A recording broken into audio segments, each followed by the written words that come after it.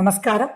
உங்க கல்பனா ஸ்ரீகாந்த். செப்டம்பர் மாசம் தனுசு ராசி மற்றும் தனுசு லக்ன அன்பர்களுக்கு எப்படி இருக்கு அப்படின்னு தான் நம்ம பார்க்க போறோம். 90% அவ்வளவு சூப்பரா இருக்கு. எப்பயுமே சூப்பரா இருக்கும்போது தான் ரொம்ப இம்பார்ட்டன்ஸ் கொடுக்கணும். பிரச்சனைக்கு இம்பார்ட்டன்ஸ் கொடுக்கறத விட சூப்பரா இருக்கக்கூடிய காலகட்டத்துல எது சூப்பர், அதை எப்படி நம்ம யூஸ் பண்ணிக்கணும் அப்படின்னு தெரிஞ்சாதான் அதெல்லாம் சேகரிச்சு வச்சு இல்லாத காலத்துல, அதாவது பிரச்சனைகள் நிறைஞ்ச காலத்துல அதை நம்ம யூஸ் பண்ணிக்க முடியும். சோ செப்டம்பர் மாசம் உங்களுக்கு உண்டான ஒரு அற்புதமான ஒரு காலகட்டம். மிஸ்ஸே பண்ணிடாதீங்க. சரி, 40 வயசாச்சு, கல்யாணமே ஆகல, கல்யாணம்ன்ற ஒரு எண்ணம் கூட போயிருச்சு அப்படின்றவங்களுக்கு கூட தேடி வந்து திருமண வாழ்க்கை அமையக்கூடிய ஒரு அற்புதமான காலகட்டம்.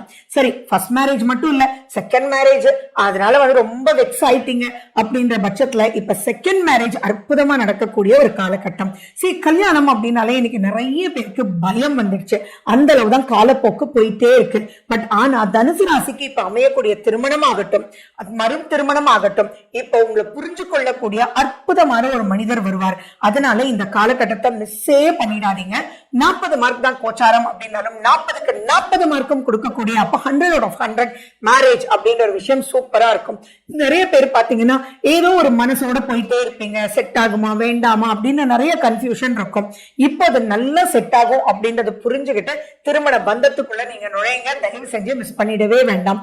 நிறைய அந்யோன்யங்கள் இப்போ ஏற்படும். ஒரு மன திருப்தி அப்படின்றது ஏற்படக்கூடிய, நெக்ஸ்ட் லெவலுக்கு போகக்கூடிய ஒரு அற்புதமான ஒரு காலகட்டம். நீங்க வேலை கிடைக்கவே இல்லை அப்படின்னு சொல்லக்கூடிய தனுசு ராசி அன்பர்களுக்கு கூட இப்ப கூப்பிட்டு வச்சு வேலை கொடுப்பாங்க. அதே மாதிரி அந்த வேலை கொடுக்கும் போது இதுக்குள்ளேயா நீங்க பண்ணணும், என்னமோ போட அப்படின்னு போவீங்க. ஆனா அங்க உங்களுக்கு கிடைக்கிற இம்பார்ட்டன்ஸ், அங்க உங்களுக்கு கிடைக்கிற ஒரு அப்லிஃப்ட்மெண்ட், அது எல்லாம் பாத்தீங்கன்னா பிரம்மாண்டமா, இதை போய் மிஸ் பண்ண இருந்தேனே அப்படின்னு அளவுக்கு நல்லா இருக்கும்.